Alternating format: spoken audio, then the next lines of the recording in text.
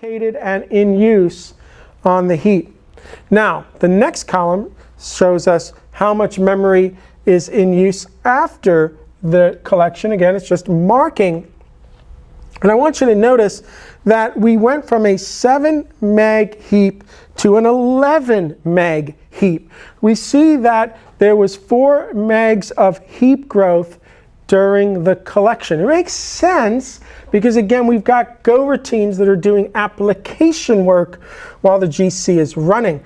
But you may notice that the garbage collection missed its goal, right? We wanted to stay under or at or below 10 meg, and we ended up getting into that 11 meg range. It happens where sometimes the collector misses its goal because there's more activity than it would otherwise like. But it's showing you how the garbage collector is focused and keeping that heap small, right, as opposed to letting it grow out of control just to get something done maybe faster or otherwise. So I want you to notice we missed our goal here. But if you look here on the marked live, what this is saying is that we have 6 meg of memory marked live after the collection. Now what we're really saying is the following. We're saying out of the 11 meg heap that we currently have, only 6 of that is actually marked black. The rest of it is white or available for reuse. So we've got 6 meg of that 11 marked black as in use, don't touch it, and 5 meg of that is marked white as that memory can be reused and reclaimed, which again doesn't happen until after the GC is done and we get back into that allocator, right? So we've got like 5 meg of memory there that's currently in the heap. It is definitely there, but it's able to get reused, right? So that marked live is kind of our logical view that if we really did sweep all of that white memory out of the heap right now, that's what the size of the heap would look like. But it's our logical kind of view of what's currently being used out of that 11 meg heap. Okay, what I want to do yet right now is show you the very next collection. Actually, before we do that, let's talk about that marked live. If you notice, I've drawn that box out to 12 meg. What does that mean? All right, let's come back to the board. I told you one of the things that you have to make a decision on if you're going to write your own garbage collector is when to run that first collection. And Go decided that if the GOGC or GC% knob was set to 100%, it would start at 4 meg. That's great. We just finished a garbage collection here, right? So the question is now, when should the next collection take place? We did the first one, but what about the next one? And this is where the GOGC or the GC% number comes in. This represents 100%. It's our default value. So we come back to my machine. It's going to be applied to the mark live. So in this particular case, because 6 megs of memory are marked live in the heap after this GC, we're going to apply the GC% number to that, 100%. And what we're going to say now is that the next collection starts at 12 meg, 100% of marked live at the end of each GC. So the next collection will now start when the heap reaches 12 meg of memory in use. Now you might say, well, Bill, we already have 11 meg of memory in use, so that should happen fairly quickly. But remember that the allocator can pull that 5 meg out first to get us back to a physical 6 and then grow another 6 after that. So we really do have essentially another 6 meg of new allocation ahead of us before we need to do the next GC. Now let's take a look at the GC 1406. The next GC, if you notice, did not start at 12 meg. It actually started at 8 meg. Now, Bill, what's going on if we have this GOGC number to represent the next GC and the GC doesn't respect it, then like what's going on? It started at 8 meg, not 12. Let's come back to the board.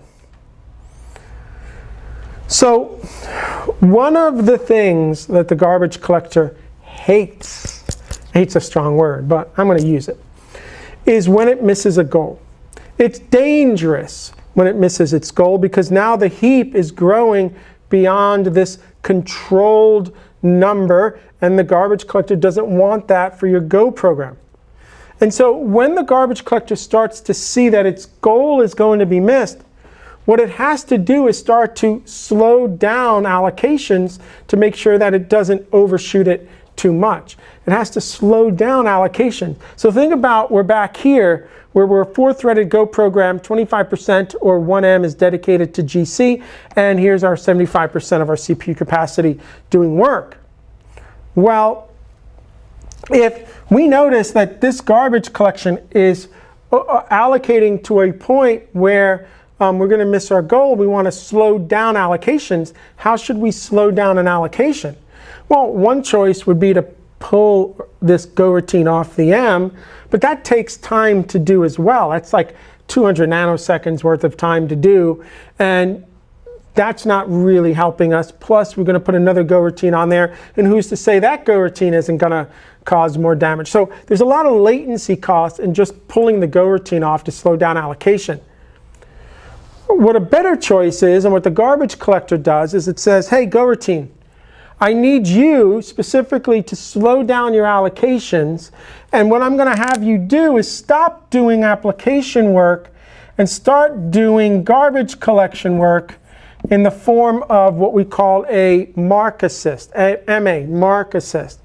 In other words, let's not take the time to pull the Go routine off the M. Let's just tell the Go routine that you're going to stop the application work and you're going to start doing mark assist. Now, in a 4-threaded Go program, the mark assist is pretty serious because what's now going to happen is for the amount of time that G is doing garbage collection work and the amount of time it's doing GC work will be proportional to the amount of allocation that it's doing. So this may only run for 30, 40, 50 something microseconds. It's not for the entire GC, but for some percent of that GC, maybe 10%, maybe a little bit more, who knows, we'd have to look at it. I mean, you're down to 50% CPU capacity, right? And this is what the garbage collector doesn't want. It doesn't want your application throughput to drop below that 75% on any given GC if it can avoid it. In this particular case, it couldn't. Maybe on this one, just so we have some numbers in our head, maybe this entire GC ends up taking 300 microseconds, and it's quite possible that you spent 50 microseconds here on a total of, let's just say, 300 microseconds, right? Some percent of time now during this one GC, we've dipped below the 75%. The garbage collector really doesn't like this. It knows the impact that that mark assist is, say, having on application throughput. So if there's a way for the garbage collector to eliminate and or reduce the amount of mark assist, it's going to want to go and do that again. And it's all based on the goal. So if we come back to my machine, one of the reasons that this garbage collection can start early is to help reduce the amount of mark assist time on the next GC and to be able to come back and stay within our goal. And that's exactly what happened here, right? Instead of waiting for the heap to grow to the full 12 meg in use, it started at 8 megs in use with a 13 meg goal where we got it to 11. So on this GC 1406, we reached our goal. We stayed within our goal by 2 meg. We started the GC earlier, and we still maintained a 6 meg live heap, which means the next GC will start at 12, or the next GC could start earlier, again, if the garbage collector feels that it's the best thing to do for that application throughput. So if we come back to the board here, on any given GC, we really are trying, or at least the garbage collector is trying to do, is maintain that reasonable size heap, trying to maintain that reasonable amount of CPU capacity for the application. It can dedicate 25% on a given GC, but it could use more if you have an application that's really pounding the heap and the garbage collector is really trying to work harder to keep that heap size reasonable. And as we'll learn later on in this class, we can adjust the GC percent number to allow the garbage collector to start with a larger heap and to maintain a larger heap, which can, for some class of applications, allow you to reduce the amount of GC, run faster if that larger heap is reasonable for you to maintain for the applications that you're running in those production environments that you're running. But we'll see more of that later. Now I kind of want to sum all of this up before I'm done so we can get another kind of view of how we can be mechanically sympathetic. Remember I told you it's not about just one GC, it's about total GC over time. And so what I want to share with you, we'll do it right in here, is that what this is all going to be about is not writing zero allocation software. That's not possible. Put that to bed. What we want to do is try to reduce the amount of GC we need over time, because that's how you reduce the amount of latency hit on the application. In other words, let's say that I ran 10,000 requests through my application and it required 5,000 garbage collections to run, maintaining a 40 meg heap, right? We have to look at our heap size. Let's just say that this application, the arbitrary numbers, took 5,000 garbage collections and maintained a 40 meg heap. This is some of the work we'll do later. Well, if I can find the allocations that the program is making, and I can reduce the amount of allocation for any given request. Let's say I can reduce the amount of allocation for any given request by half. So let's just say a request right now is requiring a meg of memory of allocation, and I get it down to a half a meg, or then what that means is for the same 10K, if I can get it down to 2,500 GCs, even if we're still maintaining a 40 meg heap, right? And we would, saying that we're maintaining the same size heap. Well, these 10,000 requests have to run faster because there's 2,500 less points in time that we stopped, that we went to a 75% CPU capacity, that we slowed down the app. And so if you want to be mechanically sympathetic here, you've got two choices. We can reduce the number of allocations to speed up the marking phase, or we can reduce the amount of allocation, which means that a GC doesn't take place until more work gets done. In other words, if, again, silly numbers, right? If one request ate up 4 meg of memory, then we're basically going to do a GC on every request, right? But if I got that down to a half, or if I got that down to 2 meg, then I can do 2 requests before every GC, and we're going to get faster. If I'm doing 1,000 requests before every GC and I reduce memory and I get it down to 2,000 requests per, it's not about changing the pace of the GC as much as how much work can we get done before we hit that GOGC threshold, and or can we stay within our goals to reduce the mark assist. This is where we're going to win, but the tooling that we have is really going to help us either look at the number or the amount. I always go after the amount. And I always go after strategies to try to figure out how many GCs did it take to get this work done, whatever it is.